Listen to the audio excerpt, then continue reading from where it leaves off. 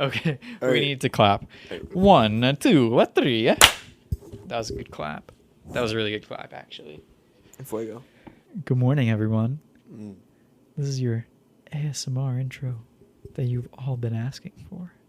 Just kidding. We're not going to do that. Yeah, that'd be Anyway, weird. so I keep track of like the timing that happens at this podcast, right? Just so you know, we keep a decent time. And by the way, we don't edit any of these. Mm-mm. We literally trim the beginning and end, and then they just go up. Full send, man. So it's kind of whack. This is very authentic, which is a topic of today and a topic that we covered before. Authenticity. Whoa. Anyway, so I keep track of the time on these things, and man, I discovered something amazing that I never thought would pique my interest.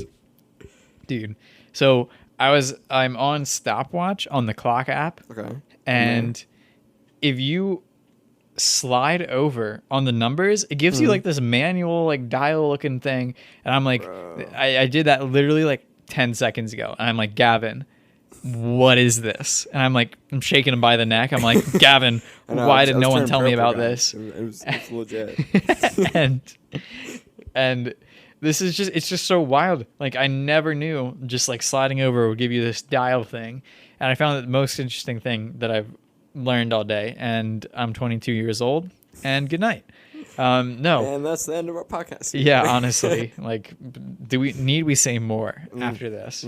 But I'm starving again today. I know this has been a common theme, and I'd love to hear what you want to eat today, because we might be catching lunch after this. Yeah, I know we briefly mentioned burritos, and now it's like burritos. But I feel like I'm also, because before this we were talking about like what we wanted to eat, and we're both kind of like, what are we really craving? I mean, like, define your craving. I feel like is that like a Taco Bell ad? Yeah, I feel like it is. Question mark? But I don't know. I mean, like, there's so much amazing places to go to in the York area. I mean, we have a meeting at Prince Street Cafe at 2.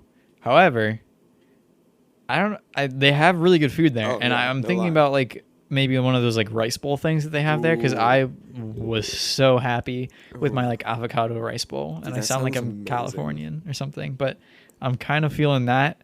But I also like, we're gonna be out and about. I want to go somewhere else maybe. Yeah, or maybe we just do like a combination, get a bunch of little things from other places, and just could just go to the store. Yeah, I like that. Well, we'll figure it out. Anyways, now that you are involved in our food conversations, we move on to a more pressing kind of talk. Transition noise. Ooh, yeah. See, we don't edit, so we need to like add them in voice. So here we go. We need like a booth over here where someone else, a third microphone, is making weird noises for us and is like a host. It's like not your typical like transition noises either. It's just like some like, it's like a trash can closing and like a bird flapping its wings. Perfect. Okay. Today we're talking about branding. And funny enough, I believe this is the week of the event. So we will be hearing from Ryan on Saturday about branding. So good night. I don't need to speak any more about it. Done. Case closed. No. So branding is super important. I'll touch on a few things. Ryan will go so much more in detail. Shout out Ryan Lewis. Yeah, I was about to say, Ryan Lewis is like a hero for both of us, I feel like. We grew up in the same church as him. Beautiful man. And an overall amazing worship leader, but then has transitioned now into digital marketing, website design, and all things digital. I mean, that's what he went to college for. So it's good to see him back kind of at his educational roots. And we're just super hyped to have him. Yeah. But something I want to talk about is fonts and colors. And I mean, there's a TikTok thing going around right now. It's like, I don't know what the beginning is, but then at the very end it goes shapes and colors. And I'm like, whoa, like that's actually like what I wrote down, but I don't even watch TikTok that much. Just kidding. I actually stayed up until 3 a.m. last night watching TikTok. Anyway. Guilty pleasure TikTok watching until 3 a.m. Yeah, I don't do that very often, but today's my off day, so here we are. Yeah, so shapes and... I said it. Fonts and colors matter.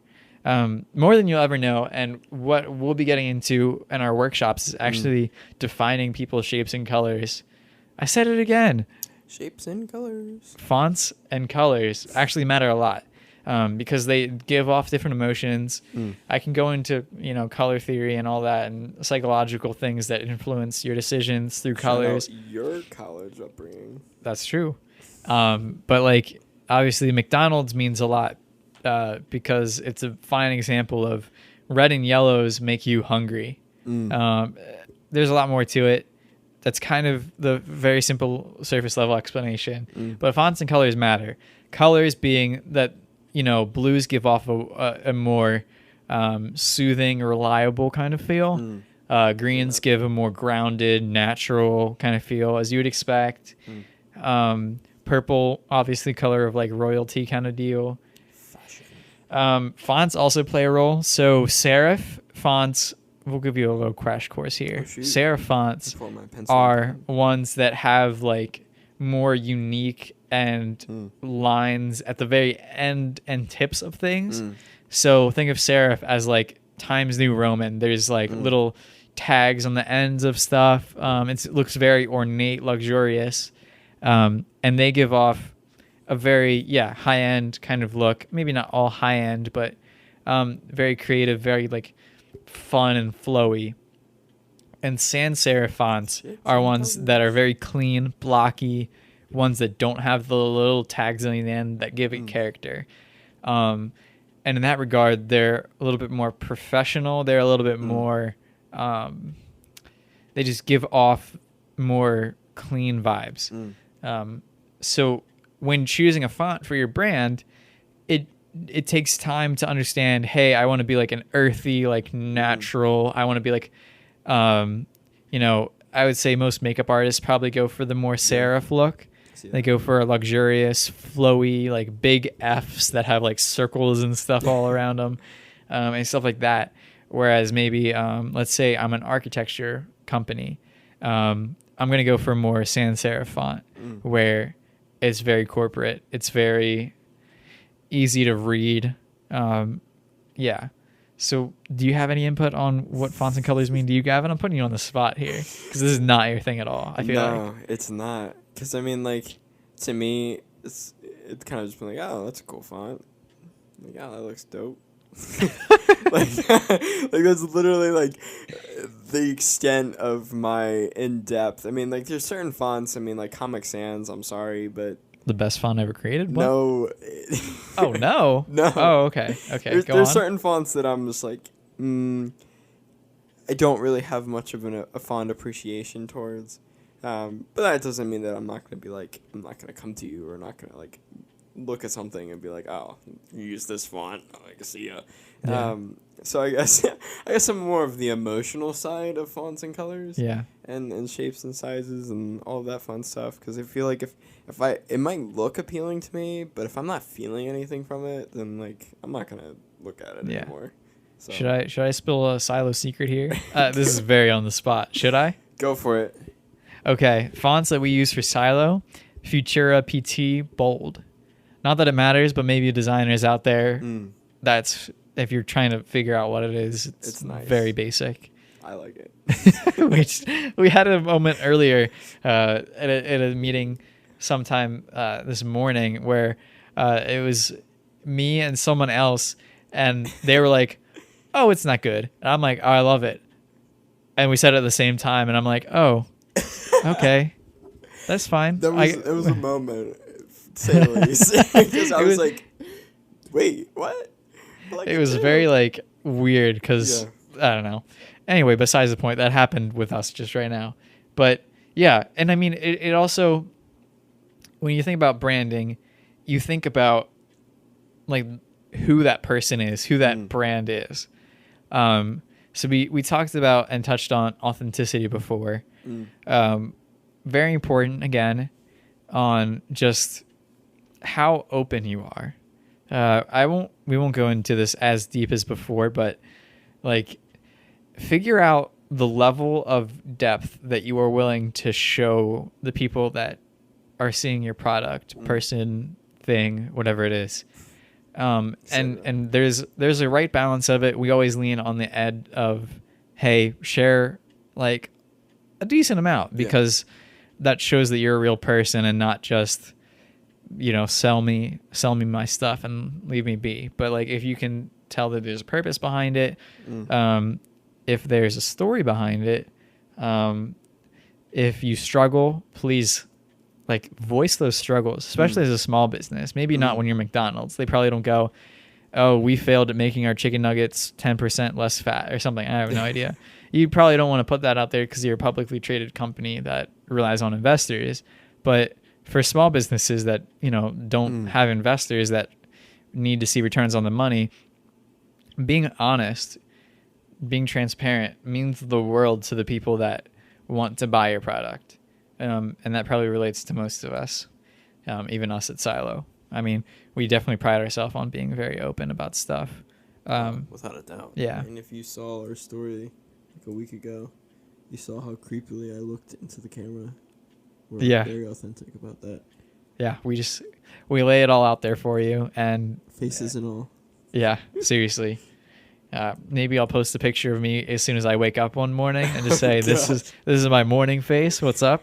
Is that something you guys want to see? Let us know. But to wrap up, quality is also a key factor in all of this.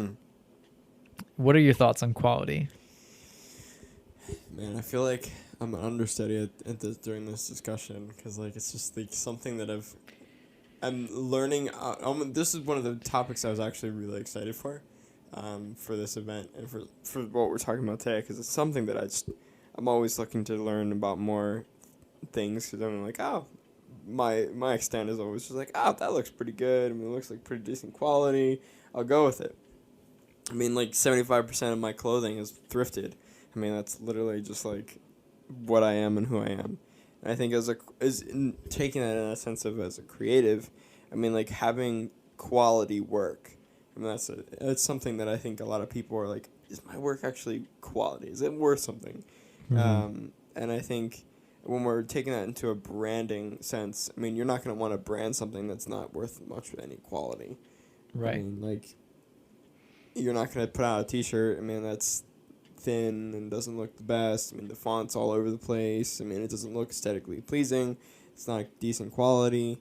And so I almost take it into the sense of like a consumer rather than a producer. Somebody that's taking the time to actively write out, okay, if I move this shape on this shirt or move this font in this certain way on this post, like it's going to affect this person. I'm on the other side of like, I see Austin, I see that you're doing all of these amazing things, and I'm like, whoa, I would never have thought of that. But then when I look at it, I'm like, that looks decently, like it looks like really good. I mean, like that's awesome quality in my eyes. From what we've been seeing and experiencing over the past couple of weeks, is like you've been feeling the same. And so it's finding that niche, and it's finding that quality that almost is circumstantial between both. So I guess my little input, because I'm not the master genius as Austin is.